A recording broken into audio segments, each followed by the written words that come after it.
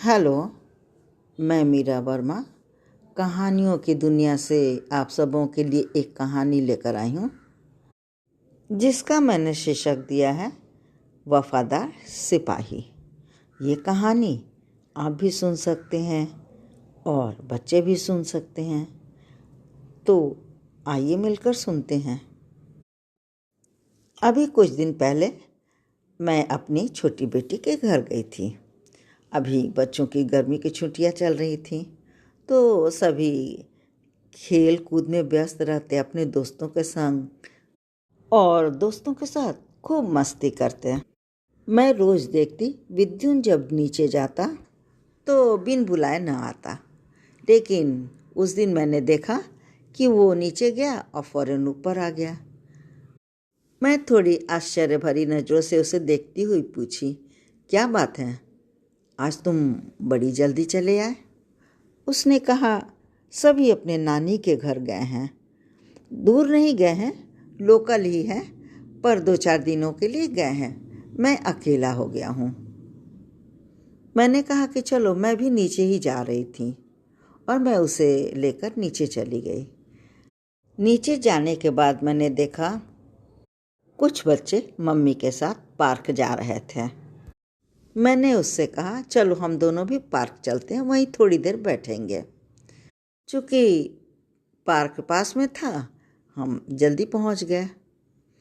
मैंने देखा वो इधर उधर देखने के बाद मेरे पास आके बैठ गया और मुझसे कहने लगा, नानी, मम्मी की कुछ बातें बताइए ना, बचपन की बातें।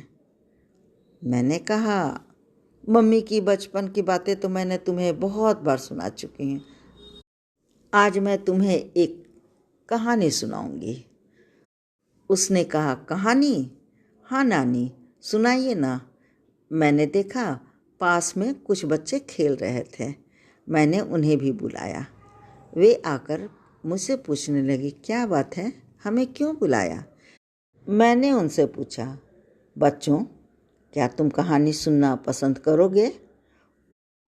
वे सब खुशी से उछलते हुए बोले, जी, हम सब कहानी सुनना चाहते हैं। और वे सभी मेरे इर्द गिर्द बैठ गए। फिर कहानी यूँ शुरू हुई। मैंने कहा, आज मैं तुम्हें एक वफादार सिपाही की कहानी सुनाऊंगी।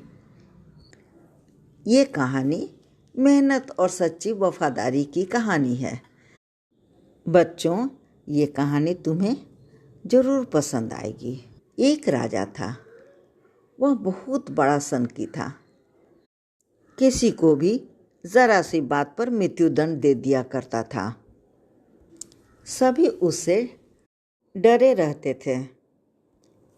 किसी को भी मुंह खोलने की हिम्मत नहीं थी। एक बार उसके एक सैनिक रणवीर सिंह से कुछ गलती हो गई। राजा बहुत क्रोधित हो गए और उसे देश निकाला की सज़ा दे दी। राजा के राज्य में वफादार सिपाही की कमी हो गई और चापलूसों को अपने राज्य में भर लिया। ऐसे में राज्य की नींव कमज़ोर हो गई। राजा का कामकाज भी चौपट होने लगा। प्रजा बेहाल होने लगी। सभी उससे चिढ़ने लगे और राजा के विरुद्ध षड्यंत्र रचने लगे। धीरे धीरे ये बात वफादार सिपाही रणवीर सिंह के कान में पहुंची। उसने राजा के राज्य पर अपने सैनिकों के साथ मिलकर धावा बोल दिया। राजा चिंतित हो उठा, क्योंकि उसकी सेना कम होने लगी। राजा के राज्य में वफादार सिपाही कम होने लगे थे और चापलूसों का जमावड़ा होने लगा था। और इस बात को राजा ने कभी नहीं समझा। उसे तो अपनी चापलूसी पसंद थी। उस वफादार सिपाही ने सोचा, राजा के साथ कुछ ऐसा करना चाहिए जिससे कि उनकी आंखें खुल जाए। तभी राजा के एक सिपाही ने महल के अंदर आकर यह सूचना दी कि जीतने वाले का सरदार आपसे मिलने आ रहा है। राजा कुछ चिंतित सा हो उठा। उसने सोचा, कहीं वो मुझे बंदी न बना ले।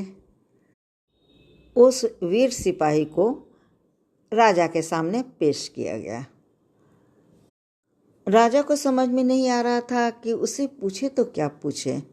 राजा को असमंजस में पड़े देख उस वीर सिपाही ने अपने चेहरे से नकाब हटा दिया। जब उस व्यक्ति ने अपने नकाब को हटाया तो राजा उसे देखकर बहुत खुश हुआ। राजा उसकी वफादारी को देखकर गदगद हो गया। राजा ने उससे पूछा, तुमने ऐसा क्यों किया और मेरे राज्य पे धावा क्यों बोल दिया? उस सिपाही ने अपने मस्तक को झुकाकर कहा, सरकार, आपके राज्य में सभी चापलूसों की भरमारी हो गई थी और मैं ये नहीं चाहता था। मैं राज्य को बर्बाद होना नहीं देखना चाहता। ही मैंने ये हल निकाली। राजा उसकी वफादारी को देख गदगद हो गया और उसे गले लगा लिया। उसने राजा की आंखें खोल दी। उस दिन के बाद राजा ने अपना राजपाट देखने लगा। रणबीर को राजा ने अपना मंत्री बना लिया। बच्चों, ये कहानी तुम्हें ज़रूर पसंद आई होगी। हमेशा सच्चाई और लगन से अपनी काम करनी चाहिए। उन बच्चों ने कहा, जी नानी जी, बहुत अच्छी सीख है और कहानी भी बहुत पसंद आई। नानी जी, फिर आप कब पार्क आएंगी और हमें एक ऐसे ही प्यारा सा कहानी सुनाएंगी? मैंने कहा, मैं आऊँगी, हमेशा आते रहूँगी और मैं आती भी हूँ। मैं जल्द ही तुम्हारे लिए एक ऐसी ही प्यारी सी कहानी लेकर आऊँगी। ये कहानी बस इतनी ही।